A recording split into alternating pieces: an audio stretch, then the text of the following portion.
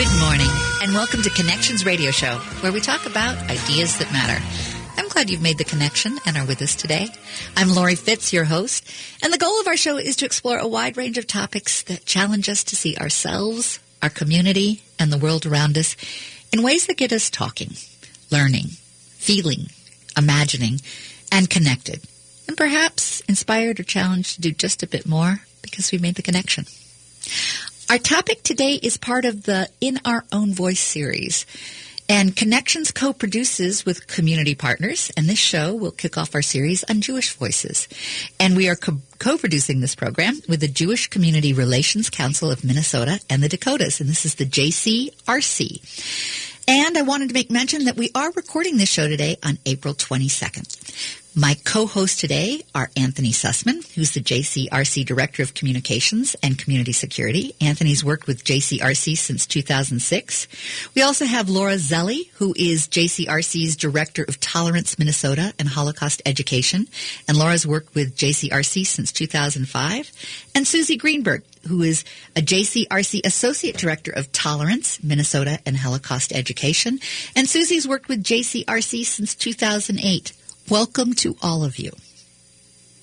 Thank you, Lori. I'm so glad to have, with our COVID-19, I've got a virtual connection with you all. So I wish you were all in my studio, but I'm glad we're able to connect this way and be able to have all of our voices and have your voices be shared. Anthony, would you share a little bit about the Jewish Community Relations Council of Minnesota and the Dakotas? Yes. First, Lori, thank you very much. Thank you to AM 950 for this opportunity. We are grateful to partner with you to produce this program.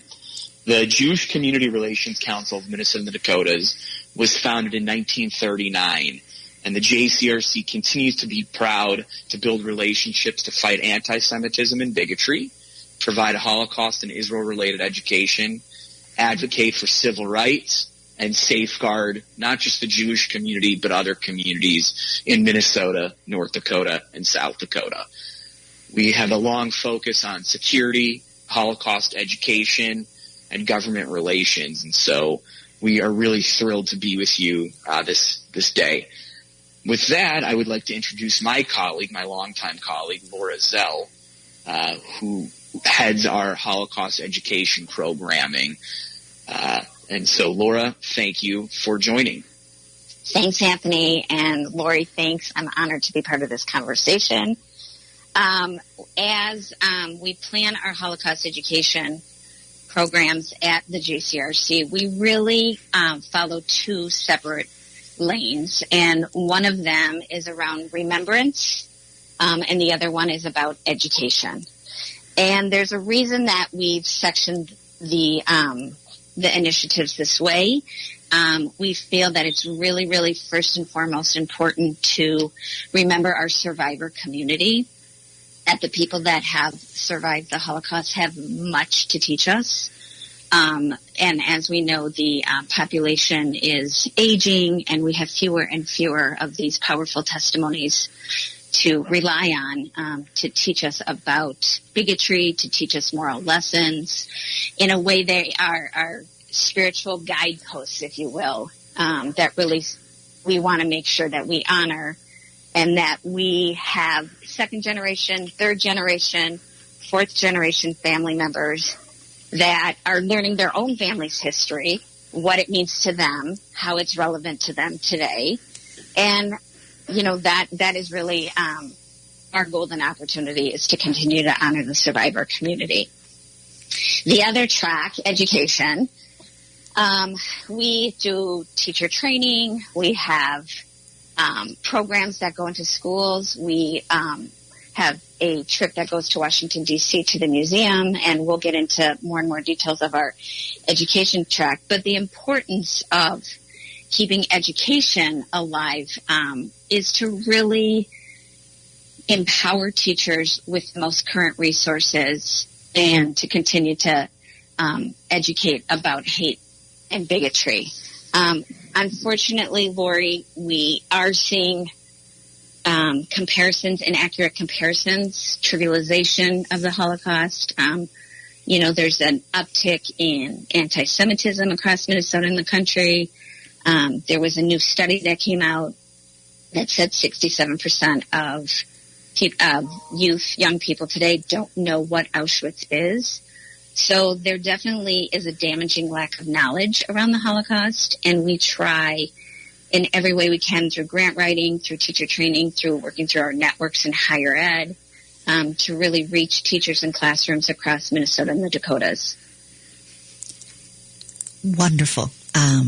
It is inspiring to hear the good work that you're doing. And I know that we have a clip that will illustrate some of the education that you all do. And Susie, did you want to share a little bit about a background of the audio clip that we'll be sharing? Yes, Helen Siegel, who is part of our community here, we've asked her to be part of this program today as a very articulate and passionate person about Holocaust education.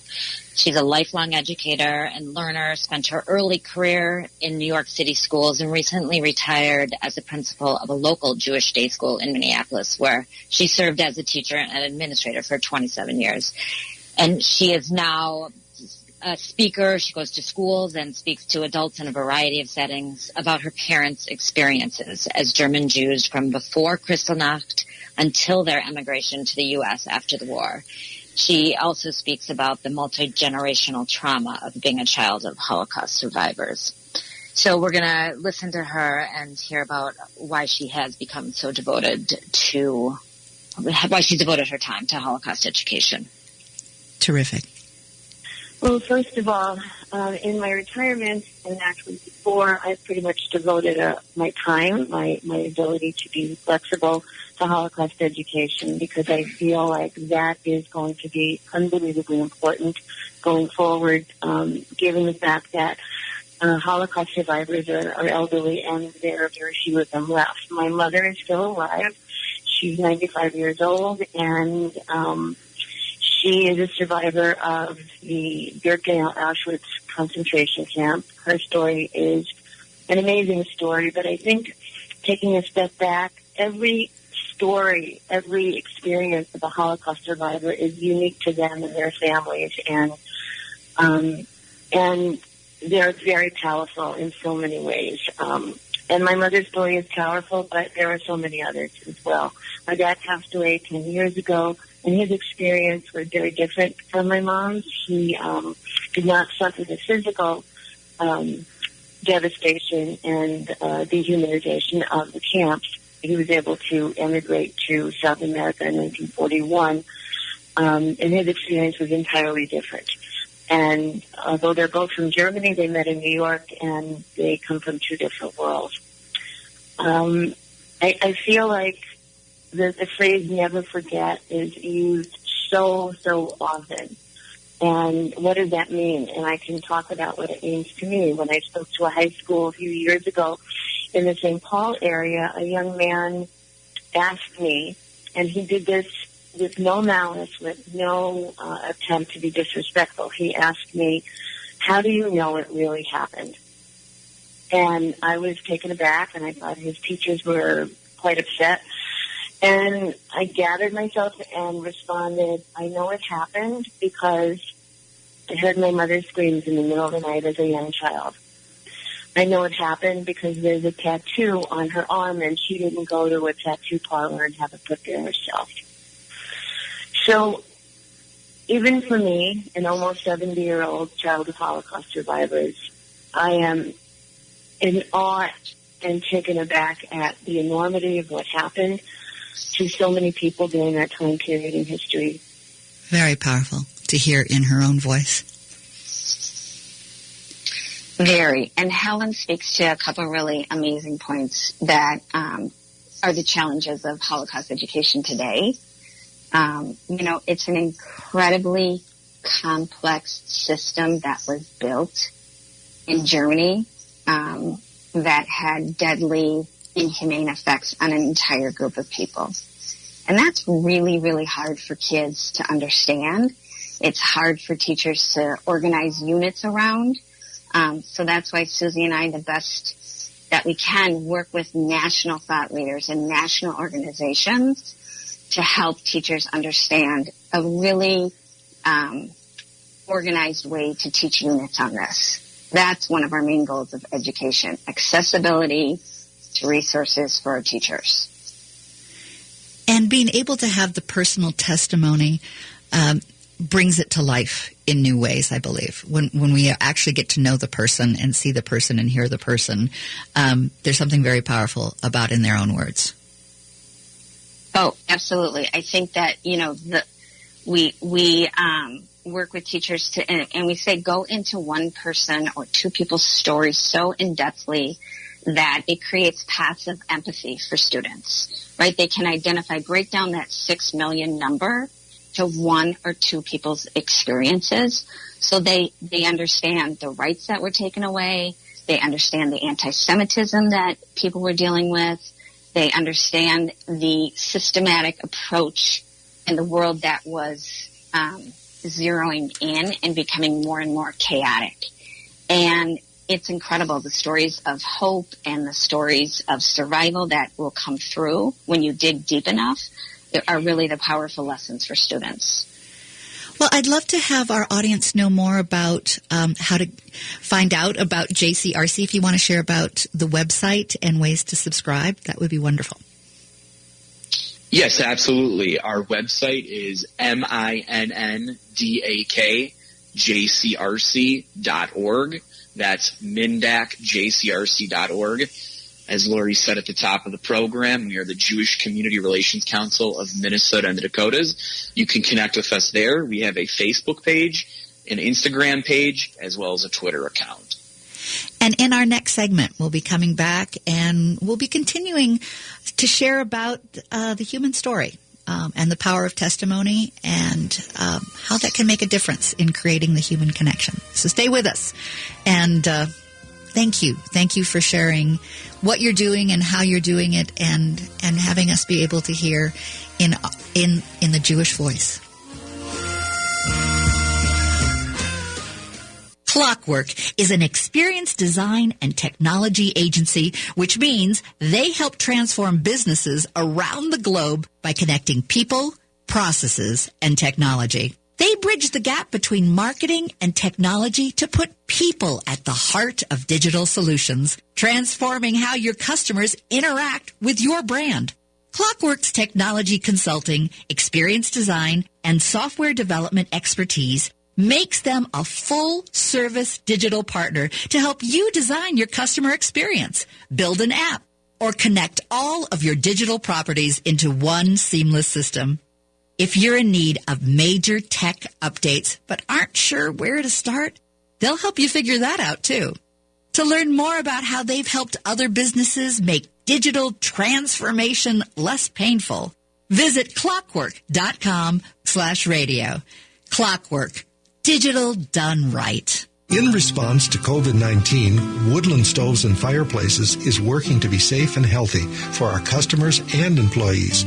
We enable and require our employees to stay home if they are sick. We are closing our showroom temporarily, but we are answering our phone calls and emails. We can do a lot remotely and electronically. Email us your pictures, sketches, and plans of your project. We will listen to your ideas and make suggestions. We can explain which products will work and price them. We are doing installation and service cost estimating and scheduling. Visit us online at woodlandstoves.com. Give us a call or email us at info@woodlandstoves.com. Woodland Stoves and Fireplaces has over 35 working wood and gas units on display at the corner of East Franklin and Riverside Avenue in Minneapolis. More information at woodlandstoves.com. Find the fire that works for you. Woodland Stoves and Fireplaces. Out of the ordinary products and services since 1977. Hi, Gregory Rich, owner of Habitation Furnishing and Design and host of Drink in the Style. Look, we're all working from home right now, and chances are you've become aware of the importance of a decent office chair. Well, I'd like to offer you a means of helping a local business while making working from home a lot more pleasant. How about considering the X-Chair? We can ship the X-Chair directly to your home. Now, I wish I could have you into Habitation to try it out, but that's not an option. So I'm encouraging you to visit xchair.com to have a look. But once you do, please give Habitation a call to place your order. Doing so ensures that you're supporting a local business at a time that we really need your help.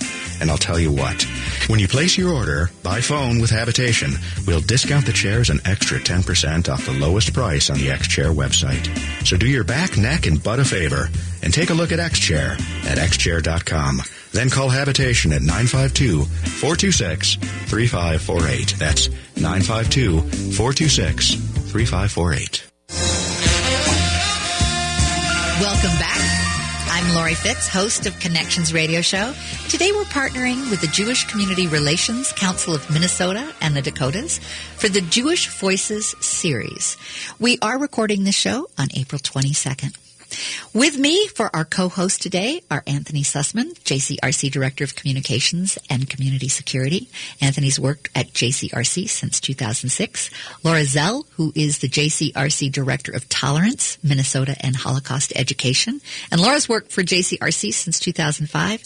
And Susie Greenberg, who is the JCRC Associate Director of Tolerance, Minnesota, and Holocaust Education. Susie, you've also worked there since 2008, I see. Susie, we did a wonderful set of interviews with Helen Ziegler, and we shared one of those audio clips in the first segment. Can you set up, I'd love to just start off with the segment, sharing her story, and if you could give a little background for the audience about Helen and this story. Sure. Helen Ziegler is a relatively recently retired principal of a local Jewish day school in Minneapolis. She spent her early part of her career in the New York City schools teaching. She is now very devoted to speaking about Holocaust education, and she speaks to schools and adults in a variety of settings about her parents' experiences as German Jews from before Kristallnacht until their immigration to the U.S. after the war. She speaks also about the multi-generational trauma of being a child of Holocaust survivors. And what we're about to hear is the way she has her process of her own discovery of learning about the Holocaust and the personal component of it for her. Well, it was a process. So as a young child, I would say early elementary and before, I was terribly jealous of friends and neighbors because they had big families, and I always felt angry and hurt that I didn't. And when I asked my parents about it, I totally sensed that there was more to the story. But I remember my mom saying, your grandparents died in Germany. They said your grandparents died in Europe. And but that was the end of it. And as I grew older, I would say mid-elementary, my parents would have friends coming over for social gatherings, and I used to like to eavesdrop. And we had a very small house, and I would eavesdrop on some conversations, and I would hear things like, remember when we caught those frogs and ate them? And they were really hard to find, but we were lucky that we were able to eat them. And I'm thinking, and they were talking about camp. And I'm thinking, what kind of summer camp is this? And, after lots of bits and pieces of conversations that I overheard my parents have with other people, I knew something was really wrong. Not only was my family different because they were immigrants, but we were different because we didn't have an extended family, and some terrible things had to have happened. And I remember my mom and Dad talking about this booklet that my mother had been given by American soldiers after liberation from the camps. I knew it was in the house, and every time my parents went out and left us, I was 12 years older than my youngest sibling, so I babysat. And, of course, they left us at times where I was old enough to watch them. I would search the house for this book. And I remember the day I found it. And it all just came together on that day because,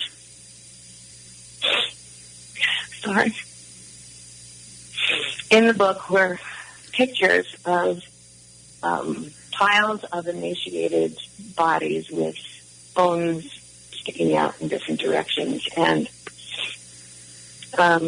bodies in pits. And I realized that that's where my grandparents could be, or my uncle and my aunts. and all those relatives that I wanted to have so badly and didn't have. And I would say that I was probably 12 at that point. And interestingly, in school at the time, in 6th grade, 7th grade, we were looking at Holocaust literature, and of course I read The Diary of Anne Frank. And so, yeah, everything just kind of came together. Susie, a lot of generational trauma there that you talk about, right? A lot of generational trauma, and that it's a very powerful situation for somebody to start realizing where they come from and when they see these sort of components that become reality. I remember Laura and I brought a Holocaust survivor to a college outside of the Twin Cities a few years ago, and she was speaking to a class. And it was an obligatory class. These students were sitting there listening, and at the end, she asked for questions. And a girl raised her hand and said, "Can I see do you have a tattoo?" And the speaker lifted up her sleeve and showed them the tattoo, and it was sort of a game changer. It became reality. There was evidence, if you will, and it was a remarkable moment seeing the faces of these people who had never encountered a survivor, let alone perhaps somebody who was Jewish before, who had experienced this. The power of testimony was unbelievable. And I think, in Helen's testimony, you can hear her inherited trauma, right? She's 12 years old, and she's talking about overhearing things that are not normal for a 12-year-old to even begin to understand. And we have done some programs around the topics of epigenetics for our second, third, and fourth generation survivor family members. And epigenetics is an amazing field, which is actually learning about how this trauma is passed down through the generation and how it shows up differently as the years go on.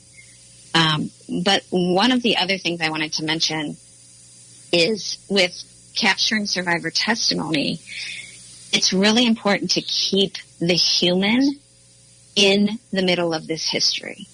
At the end of the day, the Holocaust is a genocide that was about a government setting up policies and laws to annihilate another group of people.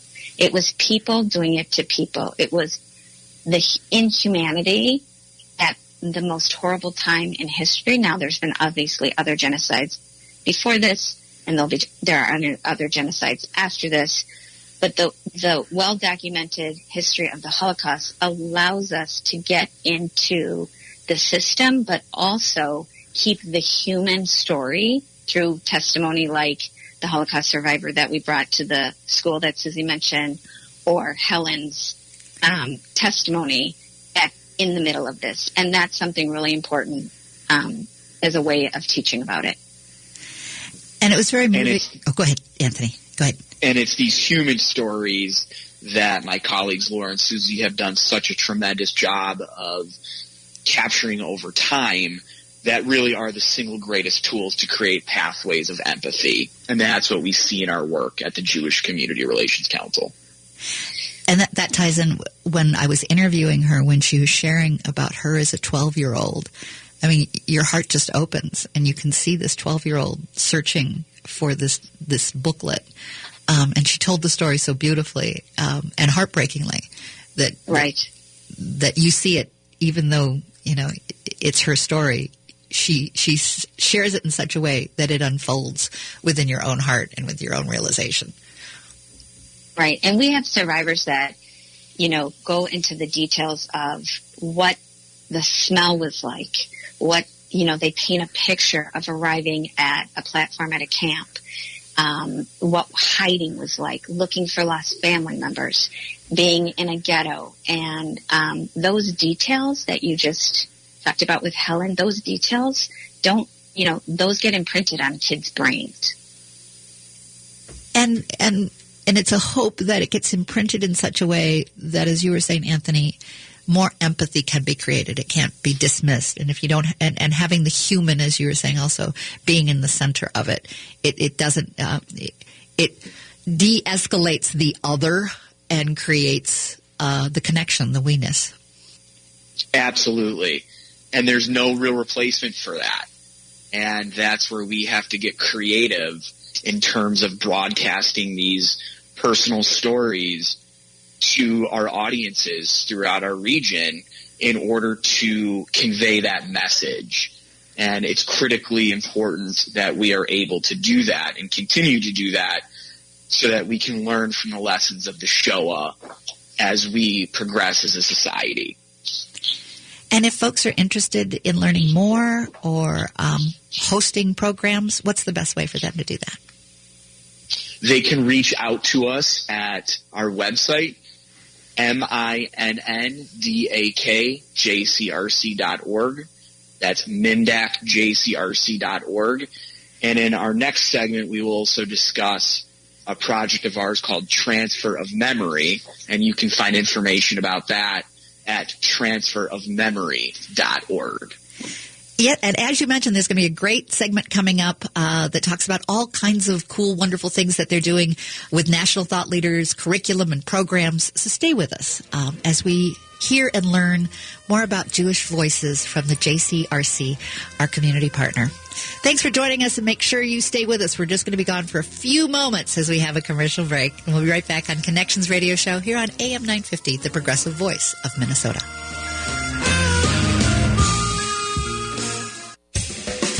Live from St. Paul, it's the Virtual Art Crawl, featuring over 100 local artists with works for sale, artist interviews, demonstration, and studio tours, all from the safety of your sofa.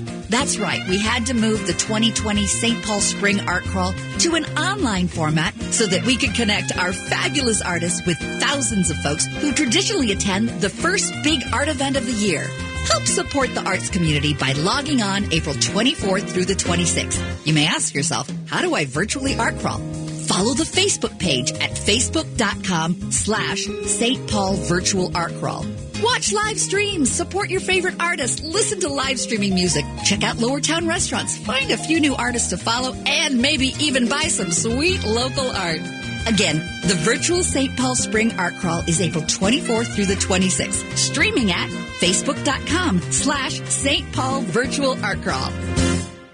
Hi, everyone. Matt McNeil here. Thanks for keeping your radio tuned to AM 950. This is a challenging time for everyone, including us here at the radio station. To make sure AM 950 keeps broadcasting, we need your help. Head over to AM 950 Radio and sign up to support AM 950 with however much you can. And Brett and I will personally be thanking listeners who contribute on our shows. Head over to am950radio.com. That's am950radio.com and declare, yes, I want to support AM 950. From everyone at AM 950 and from me personally, thank you very much. And thanks for listening to the Progressive Voice of Minnesota. Hey, it's Brett from FYI Politics. We appreciate you listening to AM 950 and promoting Minnesota's only progressive talk station. We also want to remind you how important it is to support our advertisers amid the coronavirus outbreak. The advertisements you hear on AM 950 are what allows us to stay on the airwaves and bring you the best in progressive talk radio. We're not funded through some giant parent company. We're an independent, locally owned business that relies on the local advertisers you hear. Unfortunately, many of those advertisers are going to be hit hard by the coronavirus closures. So please, support our advertisers in any way that you can. Whether that's ordering some delicious takeout food from one of our Eat Local Minnesota restaurants, purchasing gift cards, or even just contacting them and telling them thanks for supporting AM 950. We know times are tough, so even the littlest thing you can do can go a long way to help. Find a full list of our advertisers at am950radio.com. That's am950radio.com. And thanks for listening. This is New Beginnings, hosted by award-winning broadcaster and speaker Freddie Bell. Freddie, this generation of the baby boomers, people are living longer, so the baby boomers are taking care of elderly parents. Let's talk about your health, and specifically, let's talk about Medicare. Our show features the concerns of America's 78 million baby boomers in employment, finance, health and nutrition, and even entertainment. Join us for New Beginnings, Saturday mornings at 11. Brought to you in part by Vision Loss Resources. With your AM 950 weather, this is Eric Nelson. Today, a 40% chance of thunderstorms after 1 p.m. with a high of 65. And tonight, showers may continue with a low around 43. Sunday, mostly sunny with a high of 65 and a low of 48, while Monday is likely to be rainy with a high of 71 and a low of 53. AM 950 wants to say thank you to all the listeners that have supported us by becoming members. We are committed to getting through this and supporting our community, but we can still use help through membership as we are a long way from getting through this virus. If you'd like to support AM 950 by becoming a member, go to am950radio.com. Welcome back to Connections Radio Show. I'm Lori Fitz, your host, and we're in the In Our Own Voice series where Connections co-produces with community partners. This show will kick off our series on the Jewish Voices, and we are co-producing the program with the Jewish Community Relations Council of Minnesota and the Dakotas, JCRC. We are recording this show on April 22nd. My co-hosts today are Anthony Sussman, who is the JCRC Director of Communications and Community Security, Laura Zell, who is the JCRC Director of Tolerance Minnesota and Holocaust Education, and Susie Greenberg, the JCRC Associate Director of Tolerance Minnesota and Holocaust Education. Welcome to all of you. Thank you. Thanks for having us. So, Anthony, would you just give just a little bit again about JCRC, just an overview, and then I'd love to hear from both Laura and Susie about the programs that you all are doing. Yes, and Lori, thank you for having us. It's an honor to partner with you on this series, so thank you. The Jewish Community Relations Council of Minnesota and the Dakotas was founded in 1939 at a time when there was what we would call institutionalized anti-Semitism in Minneapolis.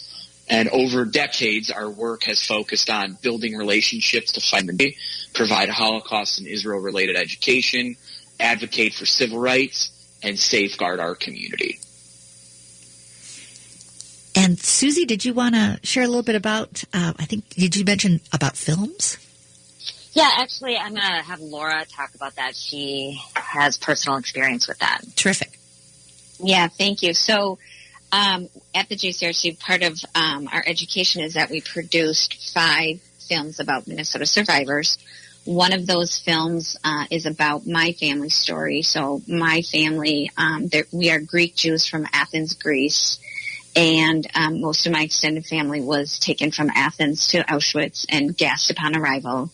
And I wanted to, several years ago, I wanted to bring this memoir and this history to life and really get into some of the compelling details about, first of all, just living in Greece as Jews, and then also the process that went forward with the genocide moving to that section of the world.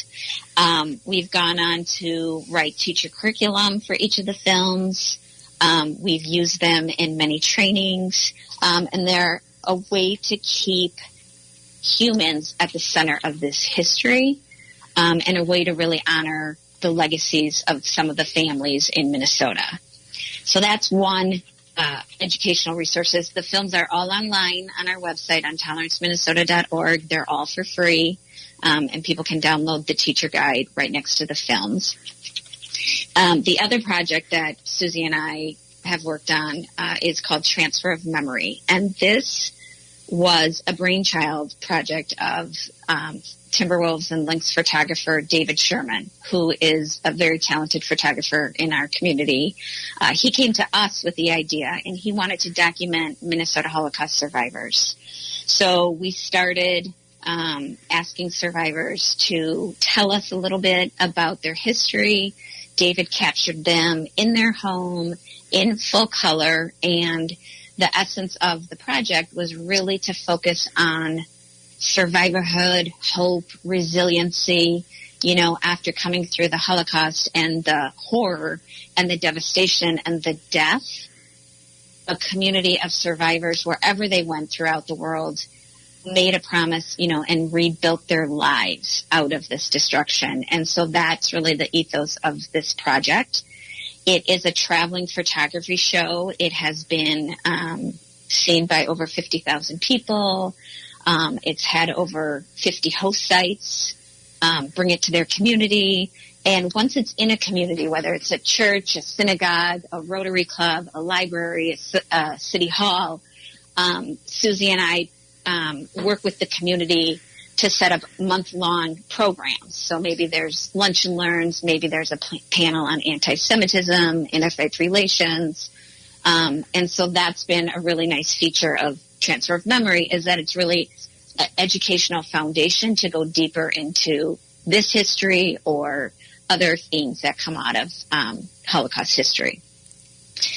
You can also see the exhibit. It's got its own website, transferofmemory.org, that you can view all the photographs and the accompanying stories there. Right, yeah, thank you. So we also host trainings. We do professional development trainings. We host trainings for law enforcement.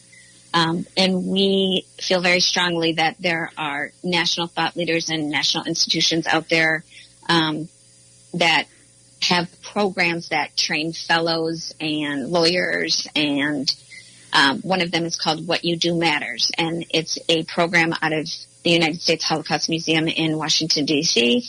And the trainers come, and we've trained different law enforcement chapters and the National Guard. And so that's been really successful. And then we host, Susie and I are trainers for an international curriculum called Echoes and Reflections. And that's out of a collaboration of some of these national institutions. And again, keeps the survivor testimony front and center. And we've gone around to small communities, educational collaboratives, and hosted these opportunities for teachers. And Susie, I know if you want to tell us a little bit more about some of the other programs. Yeah, so there's a few other programs that really focus in on Holocaust education. One is one that we actually had last night in our community, a Yom HaShoah commemoration, which is Hebrew for Holocaust Remembrance Day. And this is it's a national program. A lot of cities around the country do, where we gather the local community together at a different synagogue each year, and we host a commemorative service to remember those who perished and to honor our local survivors. Typically, we see 700-800 people attending these. So, as the environment has it with us right now, in the midst of COVID-19, we moved the program to a virtual platform, and we still saw the same numbers come to the Zoom webinar and Facebook Live program that we hosted last night, where we heard survivor testimonies throughout the day, as well as the service with prayers and commemorations hosted by the rabbis at a local synagogue. Additionally to that, we have an annual trip that the JCRC facilitates each year to the United States Holocaust Memorial Museum in Washington, D.C. We charter a plane for 180 people each year, and we fill the plane with school groups and other community participants. It's mostly school groups, and it's sort of a field trip for a lot of the school groups. And we leave that morning, early in the morning. We fly out to D.C., we go to the museum, we spend the day going through the museum, and then we fly back that night. The participants also include law enforcement and National Guard members, and the tour is a self-guided tour, except for law enforcement has a special, there's a Justice Society initiative through the museum that leads the law enforcement and National Guard through, so that they can look at the Holocaust and how it happened through the lens of law enforcement. So we really try to create opportunities for people from all sorts of different backgrounds and access points to learn about the Holocaust. And that really, with the trip to the Holocaust Memorial Museum, specifically with law enforcement, we see that the curriculum and the special docent-led tour for law enforcement creates a lot of empathy for police departments today and how they can apply that to their own policing of their own communities, and creating a lot of thought around community policing in today's society. So taking the lessons of the Shoah and applying it in 2020. And we've seen that as a very effective tool for law enforcement departments throughout Minnesota and the country.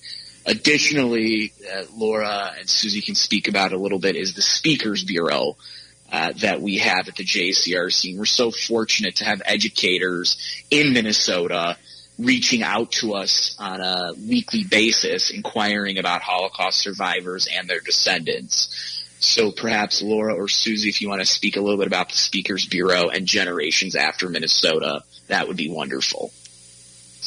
Sure. So, as Anthony stated, often we get requests from school groups or community groups who are seeking presenters about Holocaust education. So it used to be that we had a very robust group of survivors who are able to go and speak about their experiences. At this point, we have a more robust second and third generation, and now even beyond that, a set of speakers who go to schools and speak. They speak about their family's experiences, and they can present about with PowerPoints or films or just their stories. And even now in the COVID-19 era, we are still able to do it over Zoom calls, so people are still able to virtually learn about Holocaust family stories. Right, and it just reminds me, we just did one 2 nights ago, right before Yom HaShoah, Lori.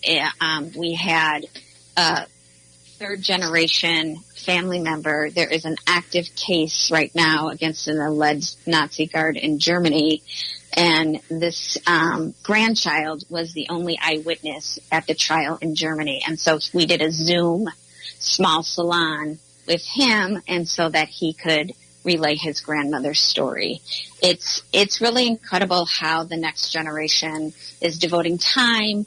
You know, they have inherited this trauma and this legacy, and how they go about making sense of it and making it relevant is really incredible. So we're surrounded by amazing family people in this community and at large to really help us continue telling the experiences of survivors. And I want to make sure that the audience knows how to get in touch with JCRC. What are ways that our audience members can learn more and be a part of the programs that you do? You can learn more about the JCRC by visiting our website at MINDAKJCRC.org. That's MINDAKJCRC.org. And you can learn more about Transfer of Memory at transferofmemory.org. And in our next segment, I can't believe it goes so quickly. I can't believe we're going into our 4th segment. But in our next segment, we'll be talking about a lot of other relationships you have in the community as well.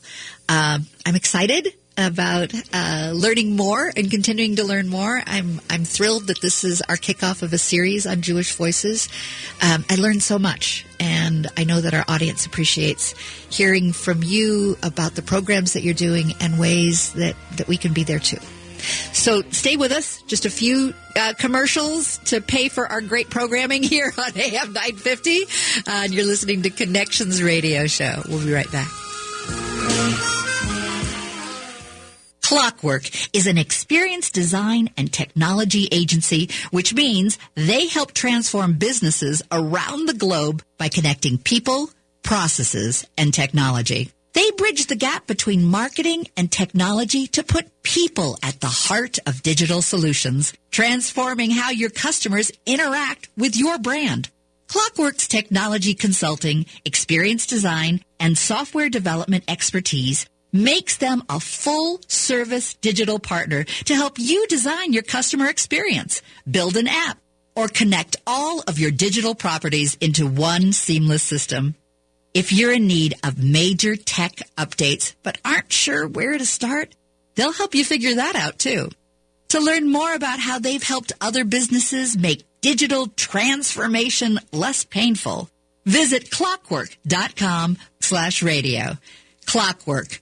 Digital done right. A comfortable home means more now than ever. Standard Heating and Air Conditioning can help you save up to $2,700 when you buy a new energy-efficient furnace and AC in April. Find out more about this deal and their no-contact protocol at standardheating.com. Minuteman Press Uptown is still open. It's printing everything. But they are taking some extra precautions. You can order by phone or online and do curbside pickup. Plus, they can help restaurants staying open with direct mail and geofencing. That's Minuteman Press Uptown. Finding the right lawyer is incredibly stressful. It can be tough to know even where to start. Don't just run an internet search for an attorney. Start with the Minnesota Lawyer Referral and Information Service, an enhanced program of the Hennepin and Ramsey County Bar Associations. They'll connect you with over 200 thoroughly vetted, qualified attorneys practicing in over 50 areas of law. Call 612-752-6699 or go to mnlawyerreferral.org. The right call for the right lawyer. Even though these are challenging times, All Energy Solar is still committed to providing you a cost-effective, environmentally friendly energy system through their zero-contact protocol. Solar remains a great value and long-term investment, but some of the incentive programs will be expiring soon. All Energy Solar can walk you through the entire process. They can evaluate your property by phone or webinar and can even complete preliminary design work without visiting your home. So start saving on your energy bill today and visit allenergysolar.com. Hello, Minnesota. This is Governor Tim Walz. Among all the things I love about our great state, it's the hardiness of our people and our willingness to do right by each other. We need that now more than ever. My team is working hard with partners to keep you safe, but we need all Minnesotans to help slow the spread of coronavirus. Stay home, stop the spread, save lives. For the most accurate and up-to-date information, listen to your local news, and together, let's share facts, not fear. Welcome back to Connections Radio Show, where we talk about ideas that matter. I'm Lori Fitz, your host, and we have partnered today with the Jewish Community Relations Council of Minnesota and the Dakotas, JCRC. This is part of Jewish Voices, a series that we are co-producing the program. And we are recording this show on April 22nd. My co-hosts, who have been wonderful collaborators, helping to pull together a really great show, has been Anthony Sussman. He's also a co-host during the segment, and he's from JCRC. He's the Director of Communications and Community Security. We have Laura Zell, who is the JCRC Director of Tolerance Minnesota and Holocaust Education, and Susie Greenberg, who is the JCRC Associate Director of Tolerance Minnesota. Thank you all for taking the time to share and allow us to get to know the good work that you're doing. Laura, I'm going to start off with you sharing a little bit about some of the partnership programs that you're involved with. Yeah, thanks, Lori. So part of our mission at the JCRC is the Relations Council. And we take it very seriously to build authentic relationships and work in our networks across cultures, across faiths, and really strengthen those relationships. One of the entities we work with is the Minnesota National Guard. And through this relationship, we have helped them build the Holocaust Special Emphasis Council that the Guard has, and actually it's the only one in the entire country. And we have worked together with this unit to provide professional development opportunities. They join us on our annual trip to the Holocaust Museum in Washington, D.C. They host speakers. They have it be part of their leadership training for their cadets. And it's not only, even though it started in Minnesota, we have branched out to other Guard units across North Dakota and South Dakota. We have other initiatives, and Susie is very involved in one that I'll let her talk about that's pretty special to both of us. Yeah, so one of the programs that we have started is an Indigenous Jewish collaboration, which brings together a cohort of Jewish teenagers as well as a cohort of Indigenous teenagers from Dakota Prep High School. And these groups come together with a facilitator from each group, and the teenagers meet. They talk about shared histories, about, they read books together, they cook together, and they find similarities and differences as well, but similarities of how the elders and the different generations in their communities play an important role.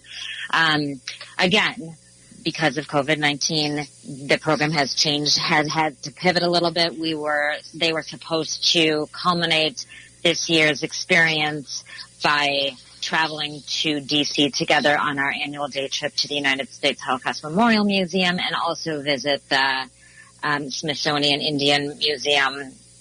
But we were unable to do that this year. Hopefully, moving forward, that will be a part of it. But this is another example of